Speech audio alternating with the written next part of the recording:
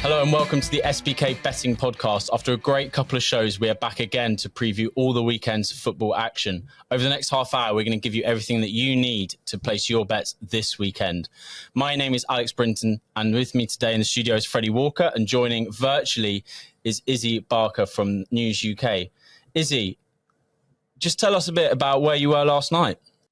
Yeah, I was at Brighton, Brentford. So yeah, feeling a little bit sleepy today because I didn't get out of that one till about 11. It was a great game though.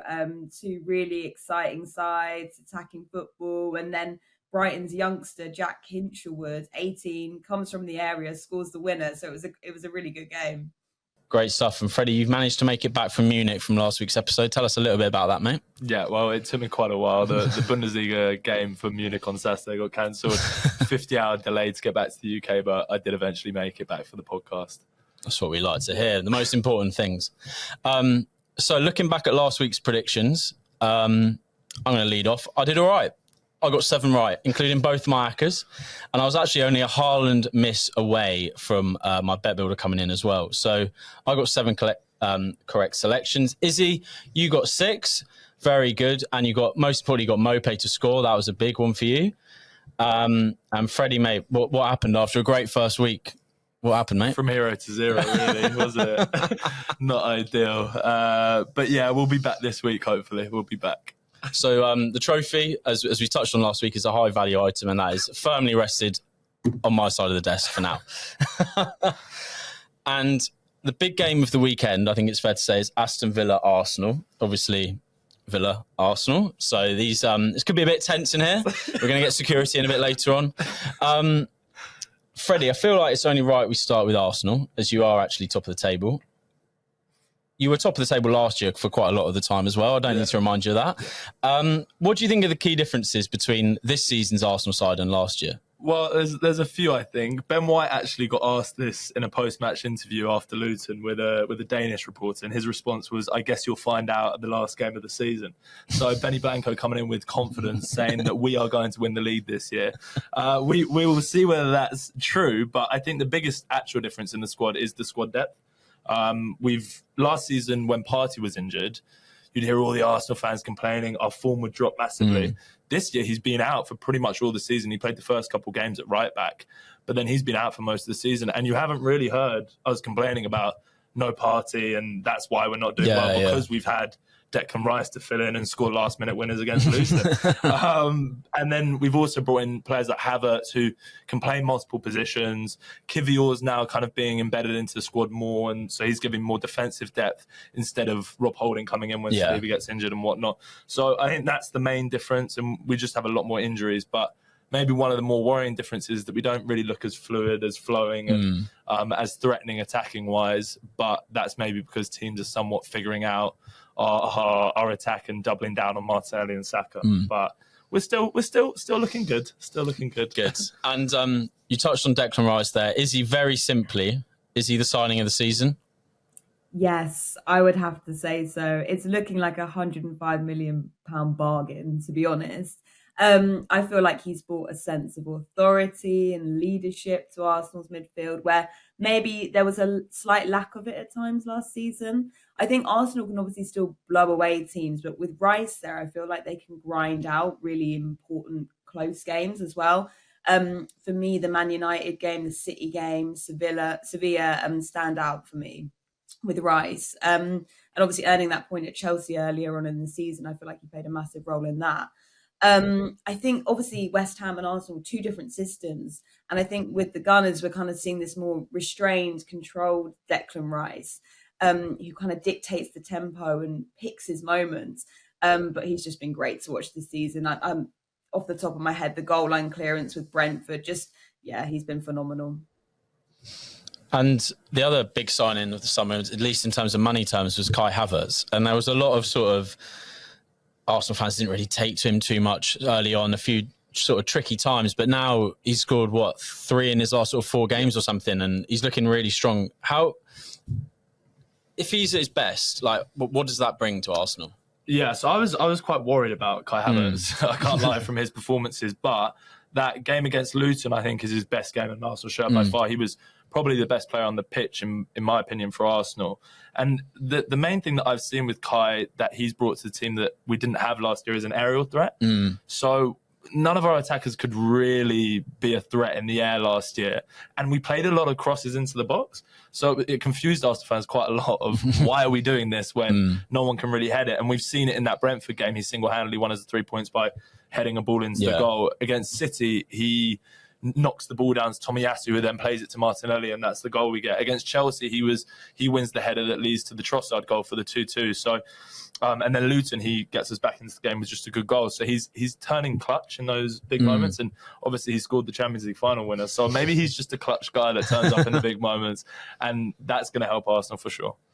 And Issy, Arsenal have started to win games sort of in that ugly fashion without playing well. Brentford away being definitely one of those. We're always told, and Gary Neville always goes on about this, that's a sign of a really good team. But to be doing that this early on in the season, is that a little bit concerning? Yeah, I think it's a really interesting point. Obviously, winning games through these kind of last gasp winners, like, for example, against Luton and Brentford, you have to wonder, is that sustainable over the course of a 38-game season? But last season, if you look at them, they kind of burst out the traps and they kept going and kind of fell short at the last hurdle, really. And that kind of felt a bit too much for them. But now they are grinding out wins, not maybe playing at their best. But I guess on the flip side, they are at the top of the table. So it's got to be a positive for Mikel Arteta and the club. And Freddie, Arsenal are currently at odds of 3.95 with SBK to win the title. That's changed a little bit after last night's result for Man City. Do you think your team can do it? Of course. if anyone's ever seen that Heavy D statement, of course we're going to win the league. We're Arsenal.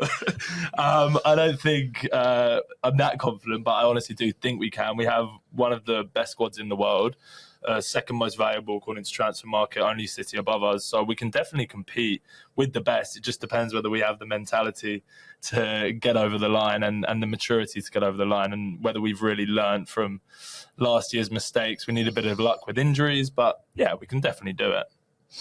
And Issy, I don't think we can really speak about Arsenal without touching on this goalkeeper scenario, which has sort of been a bit of a dark cloud over the season, really. What have you made of Raya and the way that Arteta has handled the whole situation since that transfer? Well, not being an Arsenal fan, it's been very entertaining, I have to say. Obviously, it kind of starts off with his comments that kind of turn journalists' heads and everyone's heads, basically saying, goalkeepers are interchangeable.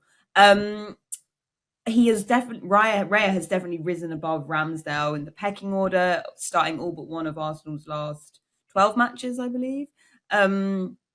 And it was an impressive start for him, but he's looked a bit nervy in recent weeks, badly caught out twice in quick succession against Luton, kind of gifting them those goals. And the rumours kind of in the journalism world is that he's kind of struggling to cope with this pressure of having such an intense competition with Ramsdale in the limelight, which you don't tend to see with goalkeepers.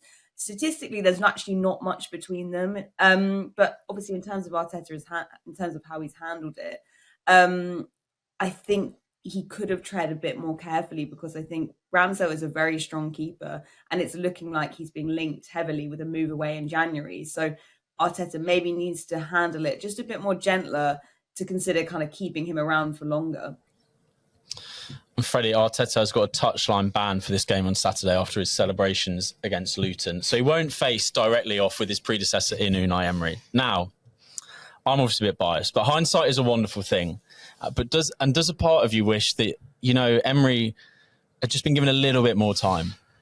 I think there's been a lot of times during Arteta's reign that Arsenal fans have wanted this. Yeah. But for me, Emery is an unbelievable manager with unbelievable European pedigree. He's achieved amazing things in the game, and he's clearly a tactical master, el maestro. But I think anyone after Wenger at Arsenal was going to struggle to keep the fans on side. And to be honest, he just got dealt an awful hand at Arsenal. The team was horrendous. There was bad characters in the dressing room. They weren't playing for the shirt. And my bad said, but I just don't think he had at that time the personality and the appeal that Arsenal fans needed. He was kind of taken the mick out of with the good evening. Yeah. He just lost a bit of almost credibility, whereas Arteta came in and gave Arsenal fans what they wanted to hear.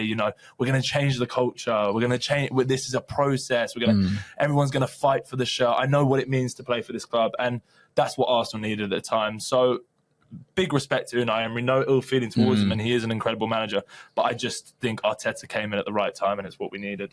Fair enough. Issy, on to Villa then. The Emery turnaround has been pretty remarkable, I think it's fair to say. And as a Villa fan myself, it's taken quite a lot of adjusting to. It is really weird looking at sort of stats and you're seeing your team like right at the top of the table in certain things. It's very, very strange. But my heart bleeds for you. That must be terrible. Yeah, it's a hard life. Are you surprised by how much they've improved since the days of Gerrard, especially given that there haven't been too many signings?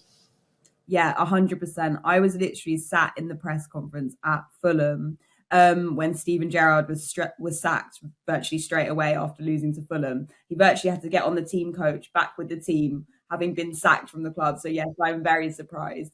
And looking back to this time over a year ago, they were around 17th under Gerrard, just a bit before that. And to be in Champions League contention it could be on. That's just incredible. And also, massive credit needs to be given to Emery, because playing in Europe could have been really energy zapping, a big distraction season, but they've just taken European football in their stride. Emery coaxes the best out of players, which we saw, look just a shadow of themselves under Gerrard. And obviously Villa have invested heavily in their squad over the past few years. So that's obviously coming into fruition. But it wasn't until Emery took over that I feel like the club finally started to see a return in their investment. So, yeah, I am, but obviously it's kind of well-deserved, if that makes sense. And Freddie, as an opposing fan, where do you sort of fear this Villa side, and where do you think the weaknesses that you can really exploit are? There's very few weaknesses, to be honest. I fear you in most areas of the pitch.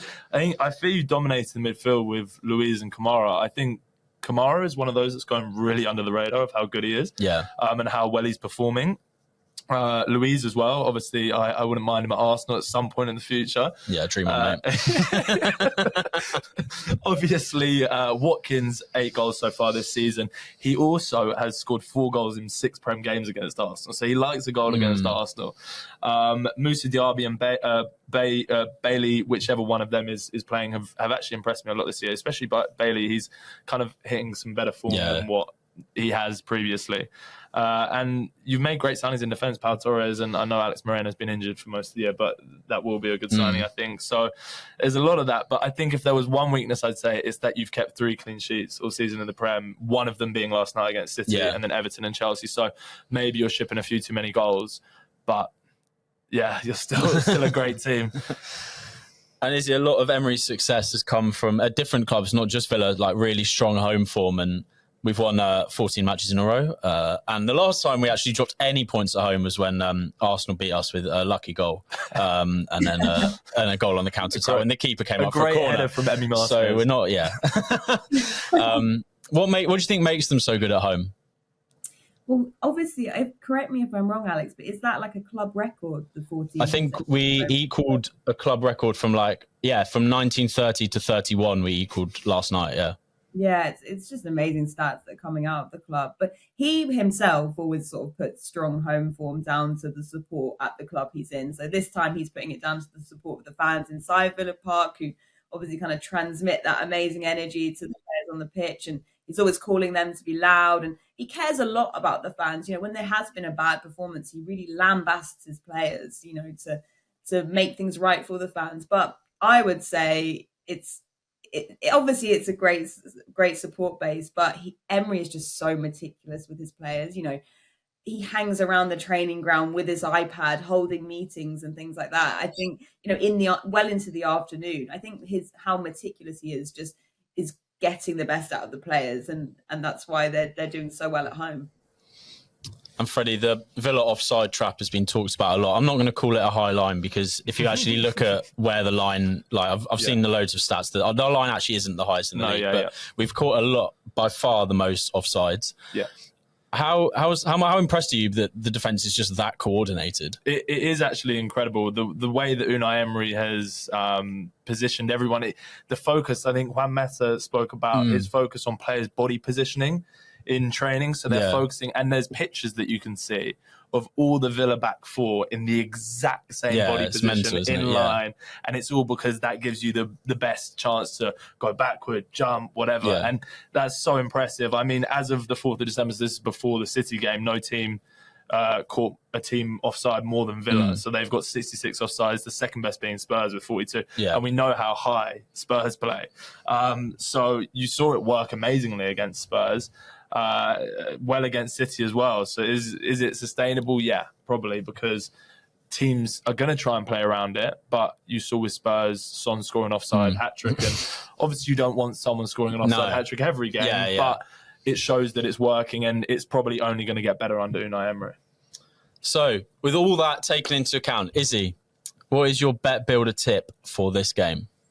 So I've gone for Villa to win, both teams to score, and Watkins to be the first goal scorer, and that's at 22. Villa to win, just everything we've just mentioned, flying high this season, different gravy, contending for the Champions League, just so well set up offensively and in defence. But both teams to score, because obviously Arsenal top of the table. They've had big score lines in a few of their most recent games, obviously 6-0 in Europe and things like that, and getting 3 against Luton. Watkins, though, he likes to score against Arsenal. That's why I put him as the first goal scorer, as Freddie mentioned. So, yeah, that was the reasoning behind my decisions. Fair enough. And Freddie, what have you got? I struggle with this bet because I don't want to predict a result. It's honestly such a hard game to predict. So I've gone under 2.5 goals and Bukayo Saka to score anytime. The reasonings for those: 3 of the last 4 games between Arsenal and Villa at Villa Park have been 1-0s. The anomaly being that 4-2 game last year. So if you actually look at the City game as well yesterday, I think it's going to be more similar to that than the 4-2 from last year. I think it's going to be a bit cagey.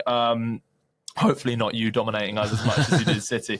Obviously, Luton scored 3 against Arsenal, but Arsenal, I don't expect that to happen again. I think that was kind of rare mistakes and stuff. Yeah, right, mistakes from corners and whatnot. And we still do have the best defence in the league. We still have conceded the least. And then Bukayo Saka scored because he scored the last 2 times he's gone to Villa Park. So I'm just going to hope and pray. I've gone...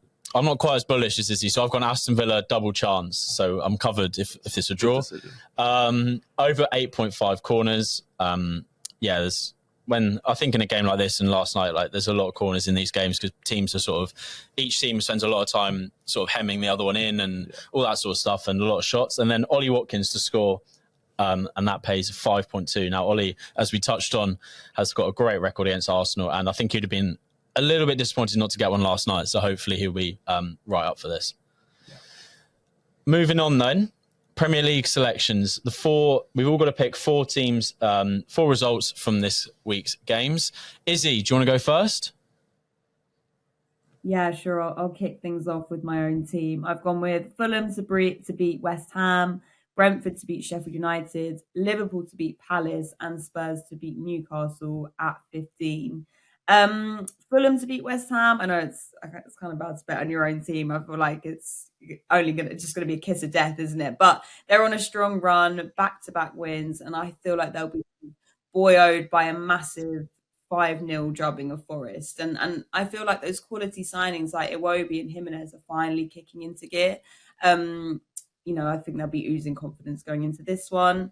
Brentford, they still possessed quality last night, and I just think against Sheffield United that will really give them the upper hand. My only worry is that Mbeumo may be injured, but they still have Yohan Wissa, Neil Maupay and Kevin Schade to call on for goals. So I've gone for Brentford in that one. Liverpool, just their record, no losses in the last 5 across all competitions. And if you look at the head-to-heads with Palace, Palace haven't beaten the Reds since you have to go back to the 2016-17 season. So that massively helped my decision. Tottenham to beat Newcastle. This was a tough one to call, but I like what I see with Ange Postecoglou Spurs. I just feel like despite having a massive injury list, being hampered with a lot of injuries, the football they're playing. I know Freddie will say it through gritted teeth as well, but they are playing nice football, and I just think, yeah, they could edge this one. Perfect. And Freddie, what have you got, mate? So I have gone Liverpool to beat Palace, Brighton to beat Burnley, Man U to beat Bournemouth, and Chelsea to beat Everton at 7.8. Liverpool, some would say, never back the early kickoff, but I'm breaking that rule today because I think we all are, yeah. because Palace are looking very one-dimensional, especially with Noeze as well, because of his ankle injury. They've got 2 wins in the last 9.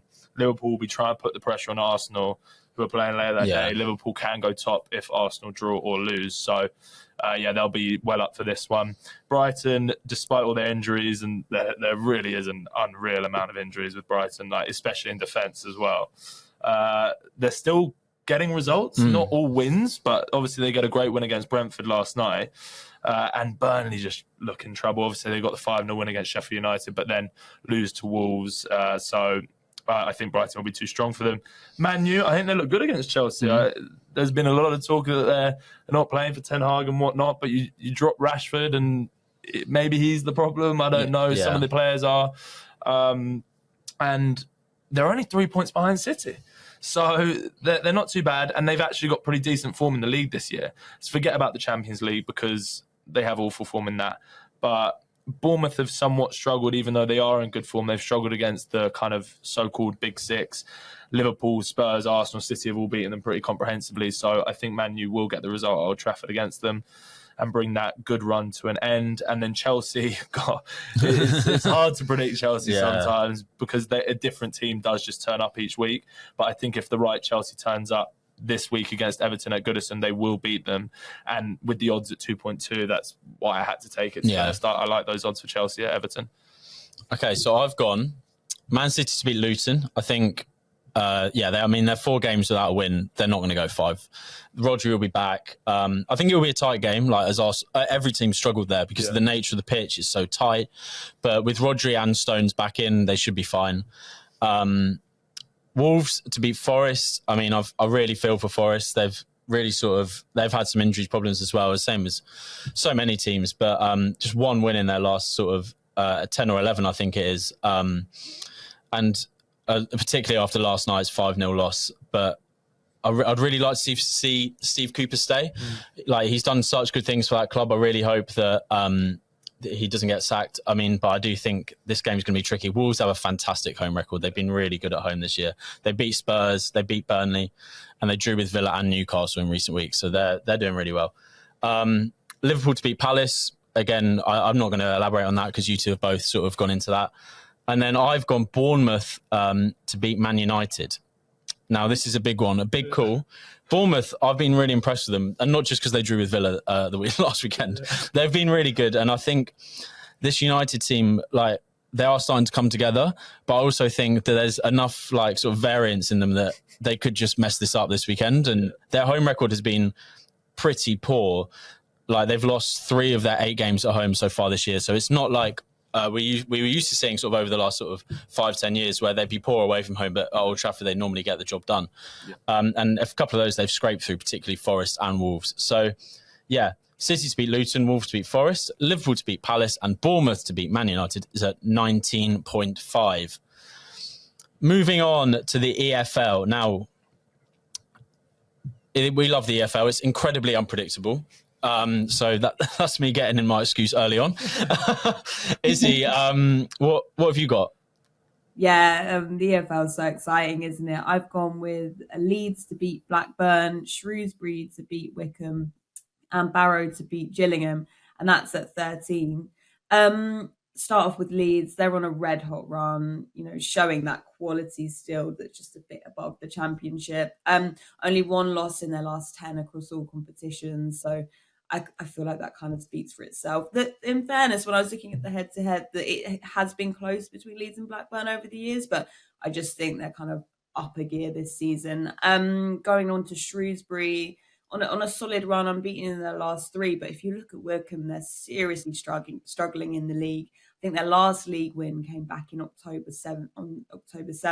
And so that sort of speaks for himself. They've just really not been what people have expected them to be this season. And then Barrow to beat Gillingham.